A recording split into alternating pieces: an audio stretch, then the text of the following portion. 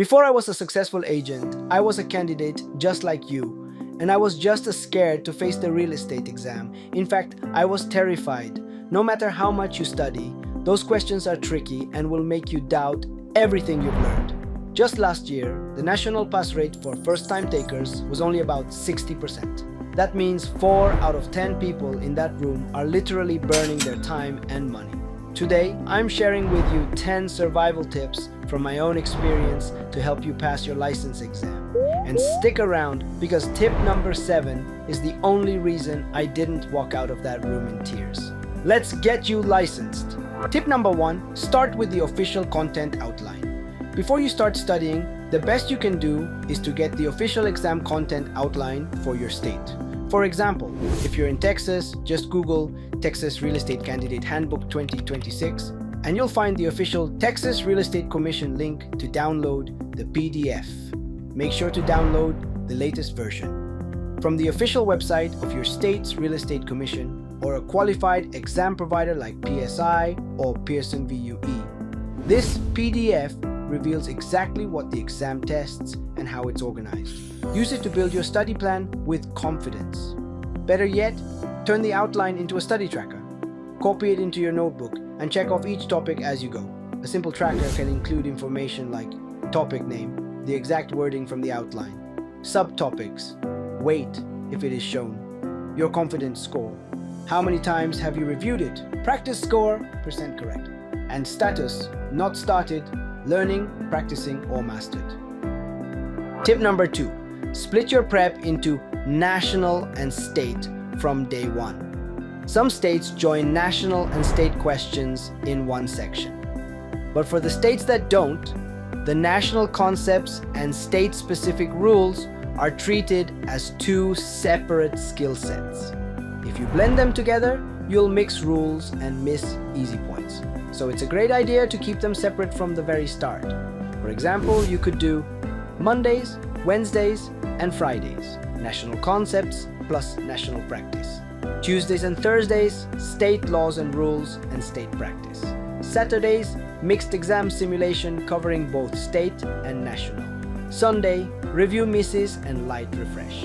Another great idea is to have a page dedicated to topics that have different rules for the national and state portions. A good name to remember all that info could be National Concept with a State Twist. Tip number 3, use the outlines item counts to prioritize your time. Yes, we go back to the outline because it shows not just the subjects, but how much each one matters. Not every topic is equal. Focus your time where the points are. Studying by weight boosts your score faster with the same effort. Study each topic for the amount of points it's worth. Usually, the outline tells you how many questions you can expect from that topic. So, if the topic A represents the 15% of questions in the exam, you should study for it for 15% of your time. Tip number 4, study scenarios, not just definitions. When faced with a question involving multiple people, identify the role. Who is the agent of the buyer or seller, transaction broker, client, etc. The relationship. What are the differences between a client and a customer, for example? The trigger of the problem. Is a contract deadline, a funding issue, or disclosure duties?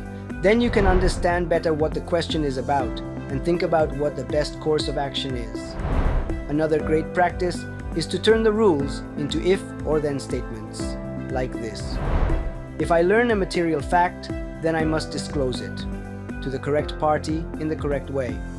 If I represent a client, then I owe fiduciary type duties, depending on your state. Tip number 5, keep a list of the mistakes you make. Most people repeat the same mistakes, and that can be pretty serious on exam day. A missed question notebook should help you stop that cycle. Plus, it also trains you to recognize trap wording, common patterns, and topics you need to review. For this, you only need a system to structure an entry format so you can record question type or topic, what you chose, why it felt right, why was it wrong, how to fix it, and trigger words for that question. That way, it should be easy to see any pattern if there's a topic that you need to review or a term that keeps confusing you. Use the notebook every time you study and do a weekly review. I did this, and the results were incredible. That's why in every Lexawise practice test result, you can see detailed stats by topic, so you can see which ones you need to work on. With that info, you can then move to another great feature I created that few prep tools have: study by category. There, you can take practice tests on a specific topic and see how you improve. Tip number 6. Memorize core vocabulary with spaced repetition. The most common way to practice and learn vocabulary is with flashcards. You can either make them yourself with some cardboard and a pencil or use a digital tool. Lexawise, for example, has 1,000 flashcards to study. Sounds like a great tool to have at hand, doesn't it? If you decide to do them yourself, focus on definitions that appear in rules and contracts, concepts that are similar and you might mix up, trigger words that signal a concept. For example, you can have a card that has void versus voidable to help you keep these concepts apart as they sound too similar. The most important tip, in my honest opinion, is tip number 7. Add math problems to your weekly schedule. I'm a mathematician and even I got stressed by the math exam. Why? I didn't practice enough. So the problems felt unfamiliar. But here's what I learned. Exam math repeats the same patterns, same formulas. You can train it like a routine.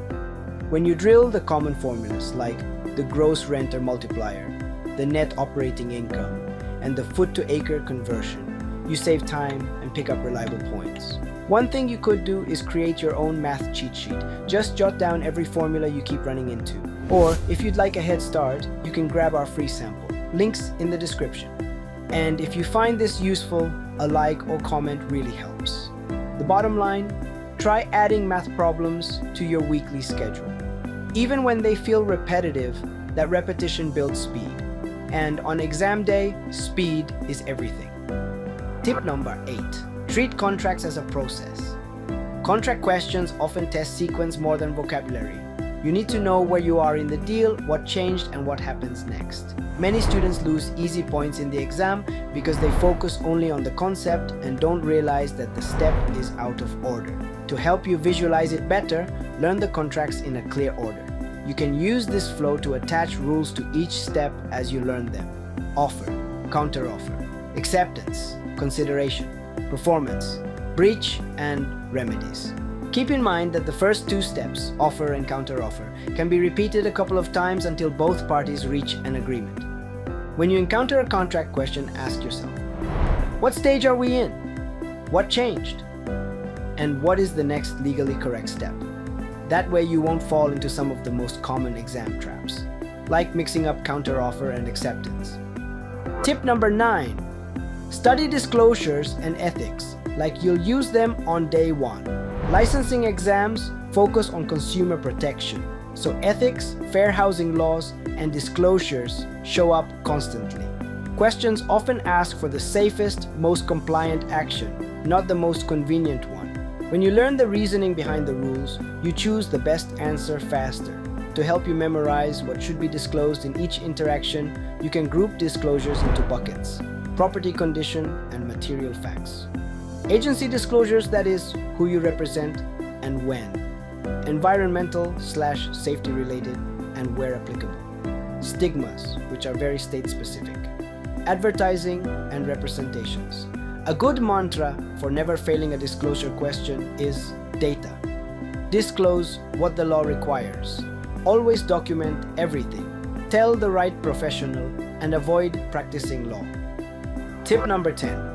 Use full-length practice exams that simulate the real test. So, to wrap up your prep, don't skip the full-length practice tests.